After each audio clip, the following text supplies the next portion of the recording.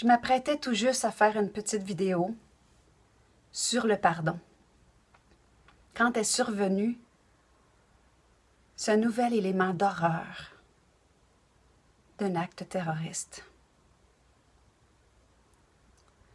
Comme la plupart d'entre vous, mon cœur se fond pour les victimes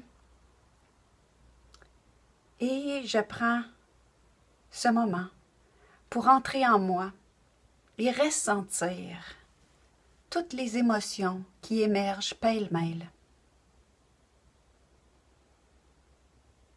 Et j'observe la peur. La peur qu'on veut créer, mais je regarde surtout la peur qui est l'essence même, les racines de ces comportements, la peur de l'autre, la peur de la différence, la peur de ne pas être entendu, de ne pas être vu, de ne pas être compris, la peur.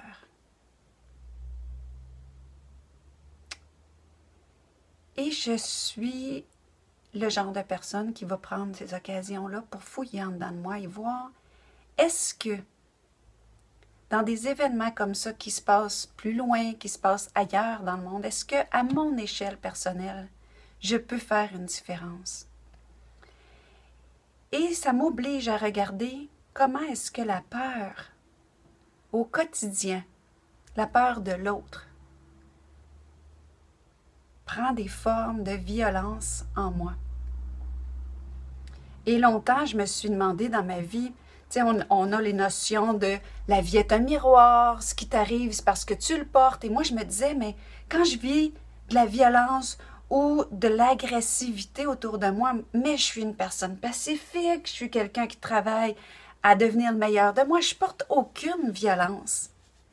Et je me suis rendu compte à un moment donné que la violence n'est pas toujours quelque chose qui est extérieur, qui est manifesté à l'intérieur. Mais j'ai vraiment eu à un moment donné un éclairage de l'intérieur qui m'a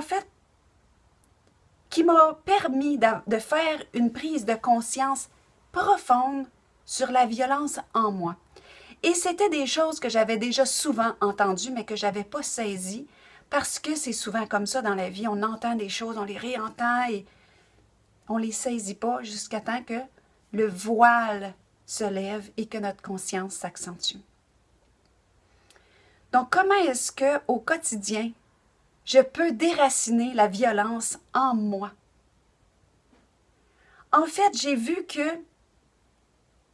je portais énormément de jugement sur autrui, que chacune de mes pensées n'était pas de bienveillance et que de cette façon, je contribuais à la peur et à la violence dans le monde. Parce que ça commence en soi. La personne qui agit dans une violence inouïe et qui commet un attentat a entretenu à l'intérieur d'elle des pensées de jugement, d'étiquette, de séparation avec les autres. Donc, la prise de conscience que j'ai faite de ma violence, c'est comment, exemple, je donne un exemple. J'ai une personne sur ma route qui, en racontant des faits, distorsionne la vérité.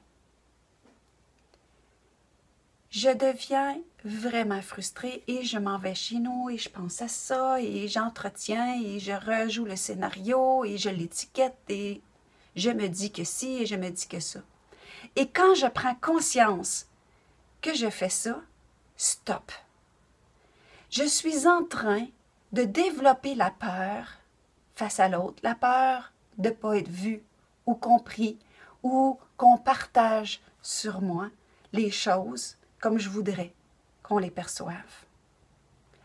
Et je suis en train de développer une réelle violence envers l'autre. Je crée un égrégore négatif à l'endroit de l'autre par les étiquettes, les jugements acerbes, tout ce que j'entretiens de violent. Et là, au lieu de faire ça, je regarde les faits, la personne a distorsionné la vérité. Et je rentre à l'intérieur de moi et je me demande, est-ce que c'est possible que dans ma vie, j'ai distorsionné la vérité? Est-ce que c'est possible que je distorsionne la vérité? Et c'est rare que la réponse est non. J'ai déjà fait ça. Ça se peut que je distorsionne encore la vérité. Donc, je me pardonne de ne pas être toujours dans la conscience que j'aimerais être et de distorsionner la réalité. Et je pardonne à l'autre d'être en distorsion. Et cette vigilance consciente et constante de nos pensées nous mène à la compassion de ce qu'on a à reprocher à l'autre, nous mène face à un miroir de nos propres faiblesses. Je constate que je suis loin de la perfection que j'exige des autres. Un autre exemple, j'ai une personne autour de moi qui joue à la victime. Et dans ce rôle-là, je deviens vraiment en colère parce que je suis fatiguée de la ramasser et de la ramasser. Et là, j'observe mes pensées et tous les jugements et étiquettes acerbes encore que je lui colle.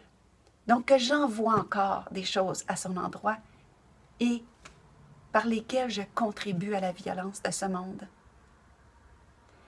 Et je regarde dans ma vie, est-ce que c'est déjà arrivé que j'ai joué à la victime, que je me suis complu à ce que les autres me voient comme quelqu'un, pauvre toi, c'est donc bien pas drôle ce qui t'arrive, au lieu de prendre mon plein pouvoir. Et je réalise que oui, j'ai déjà fait ça. Donc je fais stop aux pensées de violence, de jugement et de critique envers l'autre.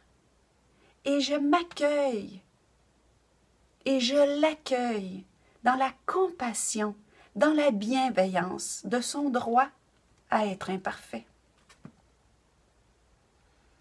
J'ai quelqu'un dans mon environnement qui est agressif, qui est négatif. Et je me demande pourquoi est-ce qu'il y a tant de négativité dans ma vie. Mais je regarde la façon que je l'agresse dans mes pensées. Je ne suis pas agressive physiquement, mais dans mes pensées, je renvoie des flèches dans sa direction. Je l'écrase un peu parce que je ne suis pas capable d'être en observation de toutes les fois où j'ai été négative, où je suis agressive. Quand je réussis à faire ça, à dire « j'ai souvent été agressive, j'ai souvent été négative », je me pardonne le fait de ne pas toujours être souriant au meilleur de moi. Et je pardonne à l'autre. Je lui concède le droit d'être imparfait. Et en faisant ça, je coupe la chaîne de contribution à la violence. Je m'ouvre dans la bonté du cœur, dans cette bienveillance de compassion. Et ça me permet de contribuer à petite échelle au monde dans lequel je rêve de vivre. Je prends la responsabilité, l'habileté que j'ai de répondre de mes pensées jugeantes.